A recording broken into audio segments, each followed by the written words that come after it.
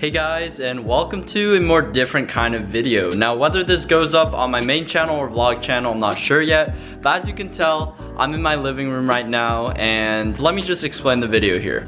So today we're gonna be building a custom keyboard for one of my longtime friends and channel supporters, Matt RW, or on Discord you may know him as Squirrel. He's pretty much been my childhood friend for a really long time, so I'm gonna be surprising him with this 100%, not 100%, but very customized keyboard, because he always said he wanted a smaller form factor keyboard. I decided, you know what, let's do it.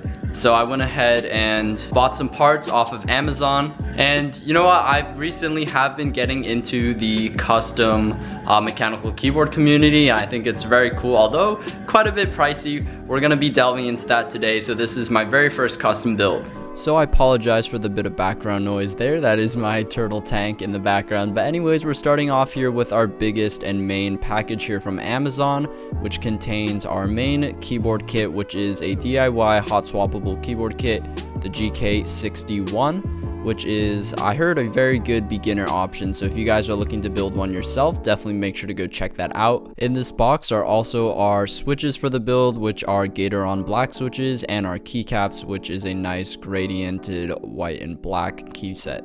And now Amazon, of course, is not the best place in terms of custom keyboard selection, but with the whole coronavirus scare, I wasn't trying to take any chances with Chinese parts.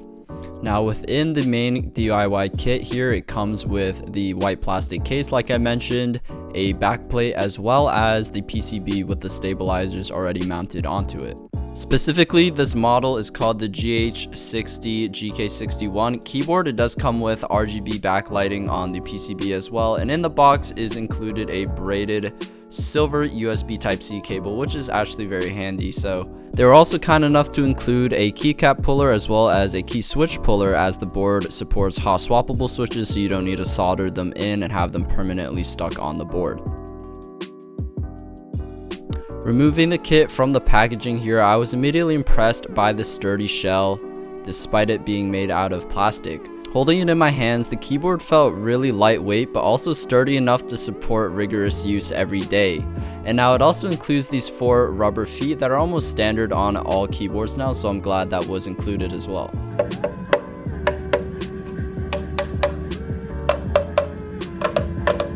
Next up, let's take a look at the switches.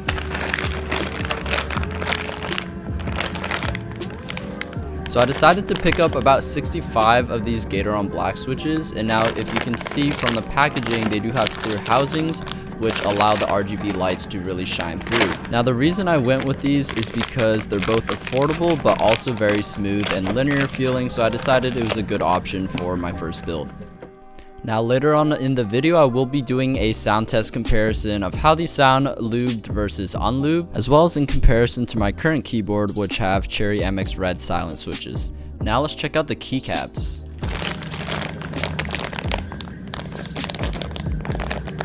And now for the keycaps, I opted for a cleaner look with a simple black to white gradient here with a mix of grays in between.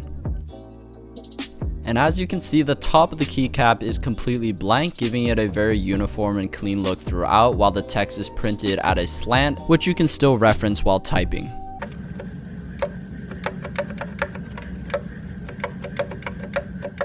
Now it's time for a time lapse.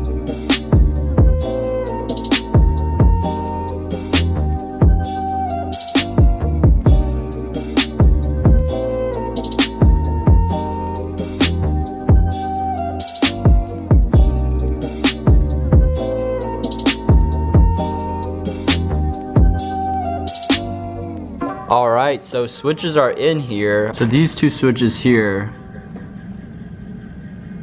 I actually bent the pins a little bit. Okay, it's not focusing. Yeah, you can kind of see that tip is a little bent there. So if you do plan on building a keyboard yourself, make sure you're careful with the switches. I know some of them do just come like that. Make sure to order a couple extras. Oh, I actually have one here.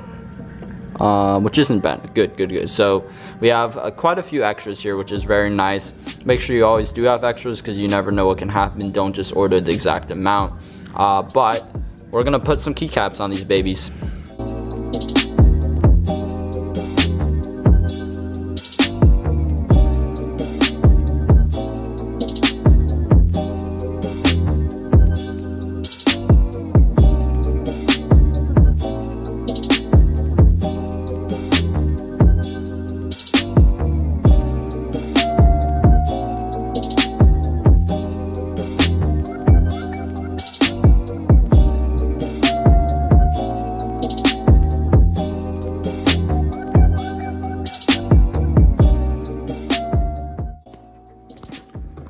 So I bent a lot more of these pens than I actually thought. I straightened most of these to the best of my ability, but they're still very bent here, which is not good. So I'm gonna do my best and try to straighten them out with some more like precise tools, like some tweezers or something, but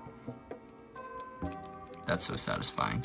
But yeah, that sucks. So take a look here. That's all the keys that I messed up, so that really sucks. I'm gonna try and fix that.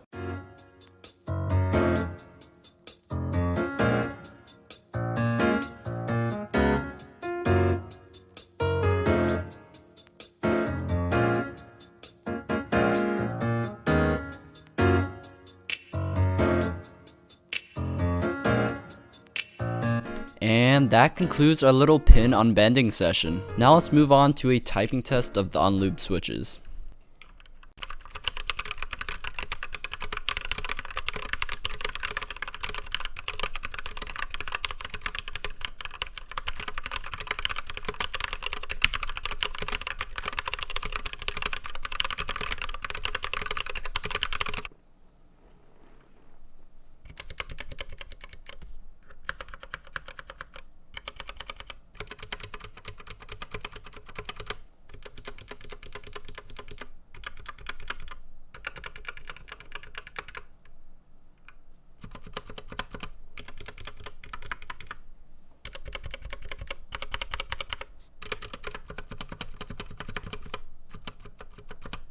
Now taking a look at the lubrication, this is the one product I actually didn't get from Amazon, but rather from 1UP Keyboards, which is an online keyboard mod store located here in the US. Now the lube I opted for was about 2 milliliters of Tribosis 3204, and for you non-keyboard people that might not make any sense, but it's pretty much a thin lube made for linear switches to help it reduce friction against the housing and the springs. Now for this build, I also wanted to lube the stabilizers. That's why I picked up a big tube of dielectric grease, which was kind of a big mistake because I ended up not being able to lube them at all.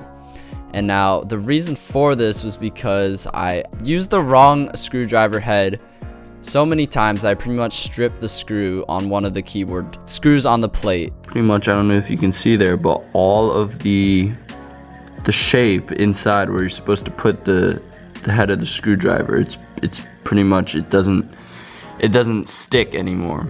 It doesn't get stuck, so you can't unscrew it. So that made it almost impossible to screw off the plate completely and take out the stabilizers. So sadly, I wasn't able to lube the stabilizers, but I'll save it for possibly my next build if I ever do one. Now with all of our ingredientes, let's get to lubing our key switches. Since I'm a complete novice in custom mechs, I did follow Teha Types or Nathan Kim's lubing mechanical switches tutorial, so I'll leave that down in the description, but I'll generally try to guide you through what I'm doing here. Now of course the first step is to open your key switches, and I did this by applying a lot of forward and upward pressure with a pair of tweezers onto the sides of the upper housing. Now if you have RGB shine through switches like me, this will be clear, but most of the times it is black or white. Next, I'm going to wet a very thin brush with a very thin layer of lube as well, and just brush the very sides of the bottom housing. Now for some switches like mine, it will be white, but I think for most it is black. I'll also just go ahead and run my brush along the middle groove there, sat right in the middle of the housing, and that's pretty much where the bottom of the spring is going to sit. To minimize friction between the spring and the bottom housing, I'm going to go ahead and lube the bottom of the spring like so, just sticking my brush in and out of the coil, and then gently placing it onto the middle groove of the bottom housing.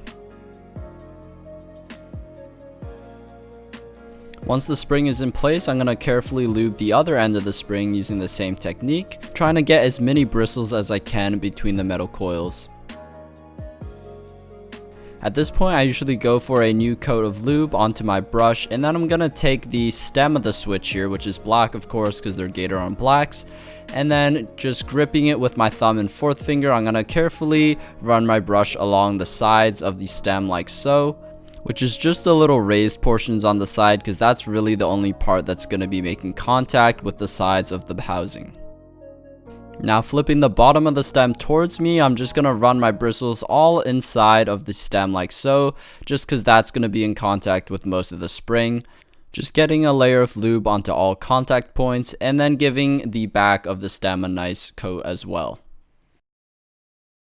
Now with all components lubed, we're going to carefully take the stem and place it into the spring here, with the back of the stem, the part with legs, facing towards the copper crosspoint contact. And then we're going to take the top clear housing here with the Gatoron logo facing towards us, placing that on the copper portion as well, and then just carefully snapping it in place until it clicks.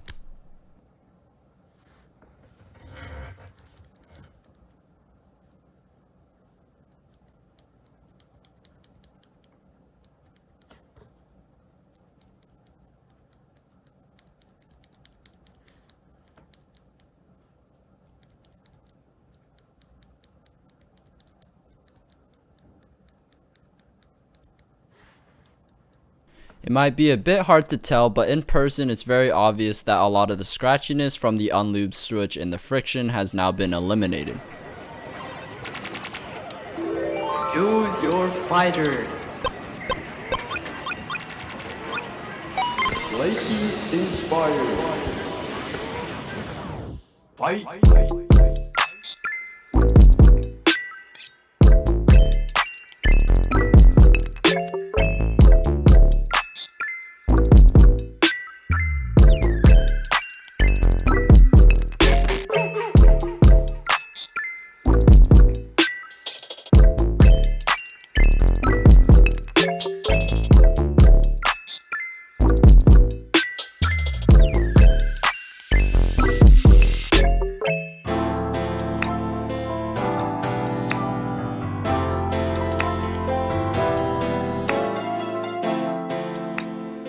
And it's once again typing test time. Once again, the footage is even worse, so I had to actually layer the previous typing test footage onto this sound test, so enjoy.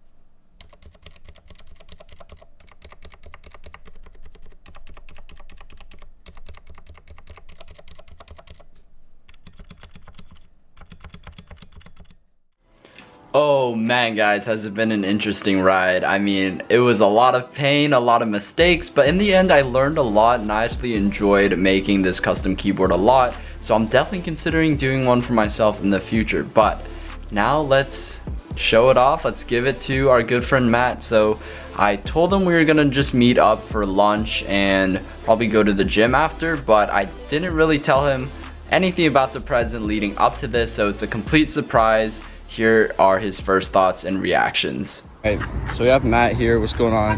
Can I show your face? Sure. Hey, looking mad awkward. Alright, so you're gonna take this bag, alright? You're gonna open it up on the bench here.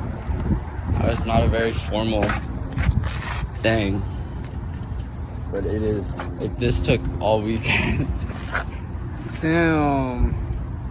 Alright? Dude, that's amazing. What you think? Yo, that's why you told me not to buy anything. Yeah. Like deadass, I was gonna buy another keyboard. Yo, so this is that's hype, bro. this is custom. Okay? No way.